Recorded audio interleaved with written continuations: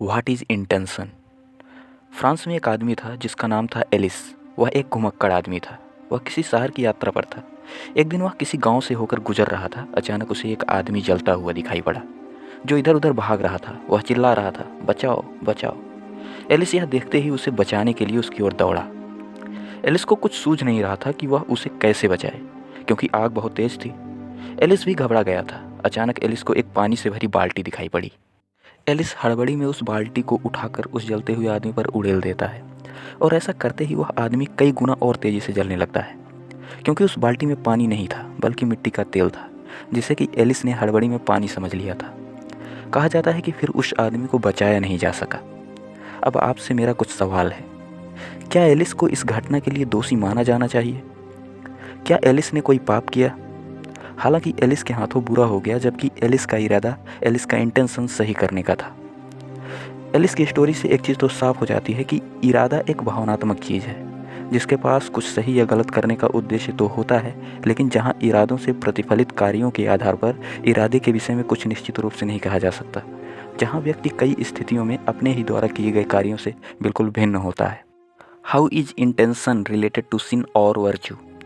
अगर कोई आदमी अच्छी इंटेंशन से कुछ करता है और उससे सही या गलत कुछ भी फलित होता है, उसका कार्य हमेशा सही की श्रेणी में रखा जाएगा, पुण्य की श्रेणी में रखा जाएगा, जैसा कि एलिस के केस में होगा। वहीं अगर कोई आदमी गलत इंटेंशन से कुछ करता है और उससे सही या गलत जो कुछ भी फलित होता है, उसका वह कार्य हमेशा गलत या पाप की श्रेणी में रखा जाएगा।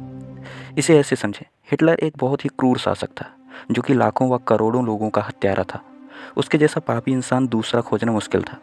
कल्पना कीजिए, उसे कोई आदमी अपने खुद के स्वार्थ के लिए मार देता है। हिटलर की धन संपत्ति लूटने के लिए उसे मार देता है, तो क्या उस आदमी ने कोई पुण्य का कार्य किया? हालांकि सामाजिक नज़रिए से उसने बहुत अच्छा कार्य किया, समाज उसे अपना हीरो मान लेगा, लेकिन उसका जो इंटेंशन था हिटलर को मारने का, वह पाप की श्रेणी में आएगा, भले ही हिटलर कितना ही पापी क्यों ना रहा हो। इस स्थिति में उस आदमी का इंटेंशन क्या था हिटलर को मारते समय, उस आदमी का भाव क्या था हिटलर को मारते समय, यह मायने रखता है। कृष्ण गीता में कहीं ना कहीं इसी इंटेंशन के बारे में ही तो बताते हैं, जिसे वे कर्ता भाव कहते हैं। इसे ऐसे समझें, जैसे एक व्यक्ति कुल्हाड़ी से एक हरे पेड़ को काट रहा है। अगर इस घटना को हम पाप या पुण्य के नज़रिए से देखें, तो हम उस आदमी को दोषी ठहराते हैं, न कि उस कुल्हाड़ी को, जबकि पेड़ को तो कुल्हाड़ी काट रही है। हम यहाँ भी दोषारोपण इंटेंशन यानी कर्ता भाव के ही आधार पर करते हैं कि किसके भीतर कार्य से संबंधित भाव या विचार चल रहे हैं। हालांकि कुल्हाड़ी विचार या भाव नहीं कर सकती, इसलिए हम उसे इस पाप या पुण्य की तुलना से बाहर रखते हैं, क्योंकि वह कर्ता भाव से मुक्त है। वह मात्र पेड़ को काटने का साधन भर मात्र है।